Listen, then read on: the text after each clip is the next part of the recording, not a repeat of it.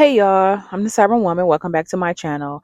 Now, in response to my Summer Walker video that I posted yesterday, I just read this comment. I was going through my comments and I came across this one. And Mo 1988 says, "She's smart if you ask me. His girlfriend is the slow one." And I responded by telling her that I meant to mention this in the video yesterday. Okay. This is what I forgot to say. As a disclaimer, I'm not sitting here saying that Summer Walker is the smartest thing ever and she's some kind of genius or whatever. I don't think that at all. That's not what I'm saying.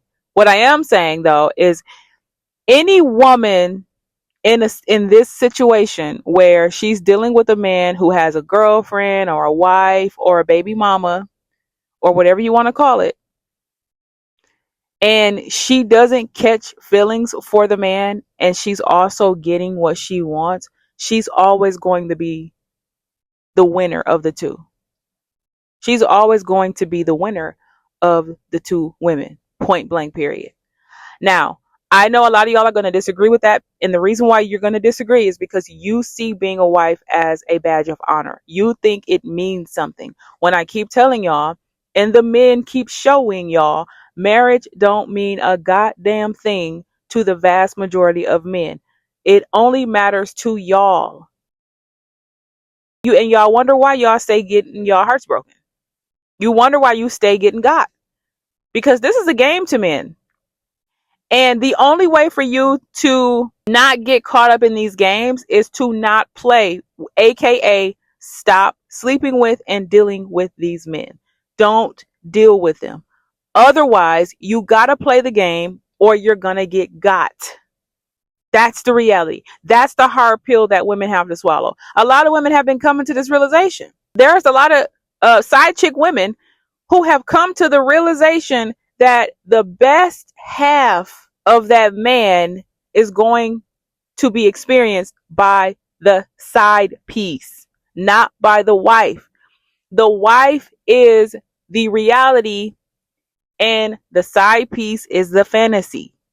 You're gonna get way more out of men by being a man's fantasy, not his reality, not somebody who has to argue with him every day and who knows all his flaws and who has to pay bills and raise kids with, and y'all always arguing and y'all always going through something. You are the reality as the wife. The side chick is the fantasy.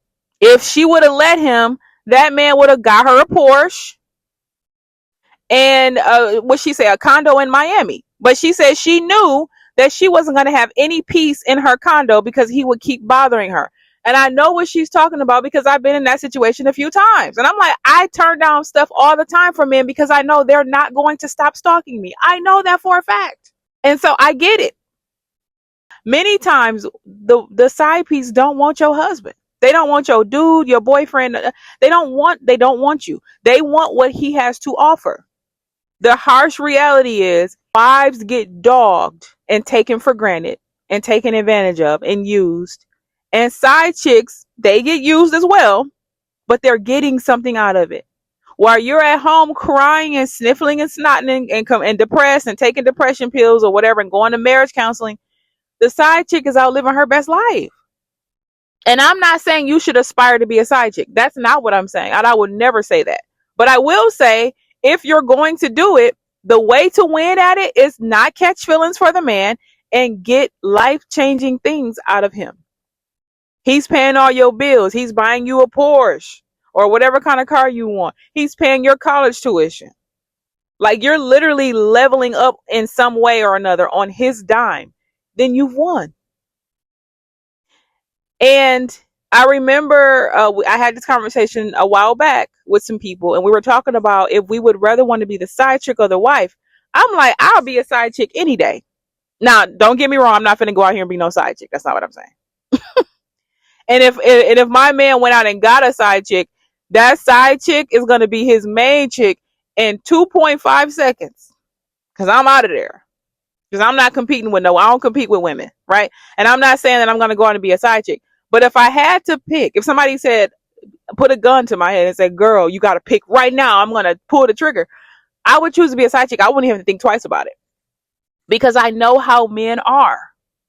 This is why I don't want to be married, People really don't understand why I don't want to be married. It's like, get married for what? I would never want to be in the shoes of most wives. I don't. They're miserable. They're unhappy. They're constantly getting cheated on, lied to, gaslit, constantly stressed out. They look haggard. I don't want that life. And I also know that men don't take marriage seriously, because I felt like if more men took marriage seriously, maybe I might take it seriously. But because I know that high 90% of men don't take marriage seriously, and they show y'all by cheating, they show y'all with their actions. They show you when they come home and they don't want to really kick it with you. They don't want to spend time with you. They go to their man cave. They show you by hanging out with their friends more than they hanging out with you. They show you by taking jobs that they know is going to require for them to be gone all the time. They're showing you they don't give two fucks about those marriage vows. And y'all are like, no, marriage is sacred. It's a beautiful thing. Yeah, it is beautiful when two people are on the exact same page and they feel the exact same way about each other. But that's like damn near impossible to find. There's always going to be one person that loves or that is obsessed with one person more than the other in almost every relationship. And that's just the way it is. Men don't look at it that way. Men look at this shit as a game, what they can get out of it. So if you're not looking at it as what you can get out of it, then your next best bet is to just be single. Be celibate. Be celibate. Don't deal with these men at all. Leave them alone. Let them out of your life, because you're gonna get got. I'm sorry to say that. I don't want to see more women getting got. I don't want to see women at home crying and depressed and contemplating self unalivement and all that. I want to live in a fucking matriarchy like that. I don't know if I'm going to see that in my lifetime. I'm probably not, but I'm damn sure gonna try. My channel is geared towards letting women know what the true game is and how not to get got. Don't get got. If you're child free, stay that way. If you don't trust men, don't start trusting them now. All you're going to do is ruin your life. But Summer Walker is in her villain era, like I said yesterday. And I read through some of the comments, and some people was like, if that's a villain era, then I don't want no parts of it, and people just need to be better people and all that. And listen, everybody is different. None of us are going to handle situations the exact same way. That's never going to happen. And it's unrealistic and even delusional to expect that everybody is going to go through life and handle things the exact same way. It's not going to happen. So there's really no point in even saying that, because it's not going to happen. A lot of women do try to act high and mighty, especially those of y'all who believe getting a ring and being somebody's wife makes you better than the next girl. These strippers, these side pieces, these escort sex workers, they show y'all on a regular basis. They know the truth. And women like me who have never been a stripper or into, escort services or any of that, but I have been around men all my life. Those of us who understand men, we understand men. And we know that you're not better than a single woman. You're the most miserable. Every time a study comes out, they show that single and child-free women are the happiest demographic. And they're basing it on how much stress do you have in your life versus how much stress you don't have at the end of the day. Are you waking up every day worried, tired, sleep deprived, haggard, looking haggard, feeling haggard, body is aching all the time, your body ain't what it used to be? You're running around doing a million jobs that you don't get paid for? Or are you not going through any of those things? And single and child-free women are typically, for the most part, not going through any of those things. And if they are, it's only a couple of them and not 70 of them. And I'm not trying to be funny. It's very easy to find a hobosexual. It's very easy to find a man to marry. Any woman who wants to get married tomorrow can find a man to marry tomorrow. That is very easy. And I know some of y'all are going to say, yeah, but finding the right person. Newsflash, 99% of all people on the planet thought they found the right person, only to find out that they wasn't. The vast majority of people are not going to find the quote unquote right person. That's why the divorce rates are so high. I mean, like, let's keep it a lean bean. Let's turn on our critical thinking. Getting married, especially just to say my husband, is not hard to do, especially when you're beautiful, especially when you got money. There's plenty of men out there who are waiting to jump on you and use you as a trophy and to use your resources and money. And they will marry you in 2 seconds. Plenty of them. And they're no different than the men who take 6 years to marry you, or the men who are like, I'm looking for a certain type of slave for me to want to marry her. She's got to be wifey material, aka a slave bitch, basically. So to be honest, neither one of those types of men are a fucking prize. You're going to get got either way. So for those of y'all who think getting a ring and being a main piece or being a wife puts you in a more superior position, it does not. No matter what you think, you are the reality, and that nigga's side is the fantasy. Men are always thinking with their peens, so they're gonna always indulge in the fantasy. No matter what, doesn't matter what you look like, doesn't matter how much of a wife you are and how good of a wife you are and you're faithful to God and you do the right. None of that matters. Women like that get cheated on the most. They get bored with you faster. It's just like pick me's who are never picked. When they do pick you, they get so bored with you like overnight. You're boring. And I'm not saying that to degrade you. I'm saying it to make you realize that you are not better than a single woman, a side piece, a stripper.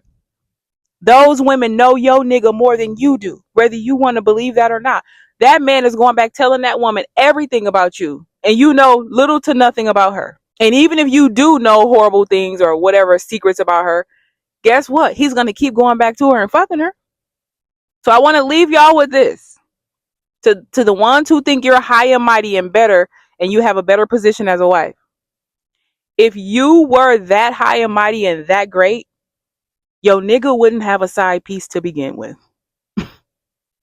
Now I want you to sit with that. Why this nigga got a side piece to begin with?